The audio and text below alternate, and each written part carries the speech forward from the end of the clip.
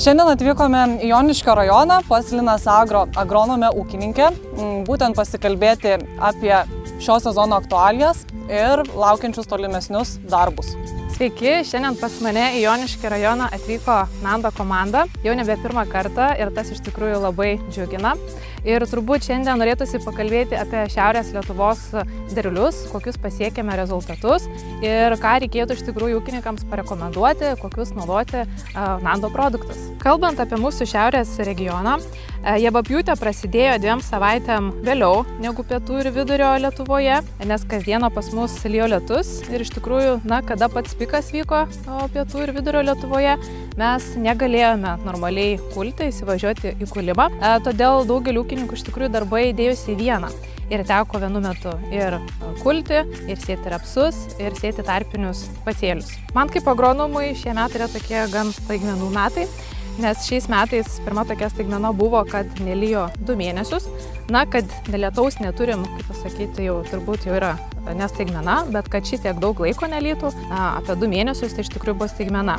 Ir mes kartu su ūkininkais šiek tiek nusiminėm, nes galvojom, kad neturėsim nei rapsų, nei kviečių, nei žieminių miežių derliaus. Tačiau antroji staigmena ištiko tada, kada pradėjom kulti žieminius rapsus ir pastebėjom, kad iš tikrųjų derlius yra labai geras, nuo 2,8 iki 4 tonų ir netgi daugiau, ir rapsas yra labai aukštą aliejų.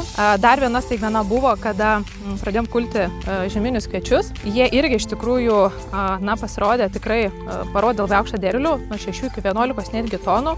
Gal sakyčiau vidutiniškai pas daugelį gavosi apie 7 tonas iš hektaro, bet tikrai buvo ūkių, kur buvo galima netgi vidurkį pasiekti 10 tonų. Taigi, kalbant apie derlių, šiemet, kaip sakiau, yra daug staigmenų, bet aišku, tos staigmenos yra geros ir turim didelius derlius. Tačiau po didelių derlių pasilieka didelis kiekis ir šiaudų. Ir todėl ūkininkui reikėtų pagalvoti iš tikrųjų, ką daryti su tais šiaudais. Ar ūkininkas nori juos užrakinti ir palikti dirvožemyje 3-4 metam, ar jis nori, kad jie būtų greičiau mineralizuojami ir atpalaiduojamas azotas, fosforas, kalis ir tiesiog tada tos maisto medžiagos jau galėtų būti prieinamos šiemet pasėtiems augalams. Šiai dienai mūsų šiaudai nebėra tokie, kokie buvo turbūt anksčiau ir natūraliu būdu šiaudai skaidosi tikrai ilgesnį laiką. Taigi norėčiau parekomenduoti ūkininkams, kurie kūlė savo laukuose daugiau negu 6,5 tonos iš hektaro, kalbant apie labiau turbūt žieminius miežius, nes jų derlingumai irgi kažkur buvo 6-7 tonos ir kaip minėjau kviečiai, nuo 6 iki 11 tonų, tai turbūt irgi reikėtų rekomenduoti panaudoti būtent šitos produktus, tai Biotero 0,5 ir 2 litrus Natur Vital Plus. Norėčiau parekomenduoti abu produktus naudoti kartu, todėl kad šalia čia yra huminės rūgštis. Tikriausiai visi žinote, kad mūsų dirvožemiai yra sudaryti, mūsų dirvožemis yra sudarytas iš huminių ir fulvinių rūgščių ir labiau dominuoja fulvatinė forma. Tai todėl reikėtų pridėti ne fulvo rūgščių būtent prie šito produkto, o huminių rūgščių. Šiai dienai mūsų šiaudai nebėra tokie, kokie buvo turbūt anksčiau ir natūraliu būdu šiaudai skaidosi tikrai ilgesnį laiką, turbūt 3-4 metus, o panaudoję mikrobiologinius produktus mes tą laiką sutrumpiname iki 1 metų. Ir šiandieną norėčiau jums parodyti, kur ketinu atlikti bandymus.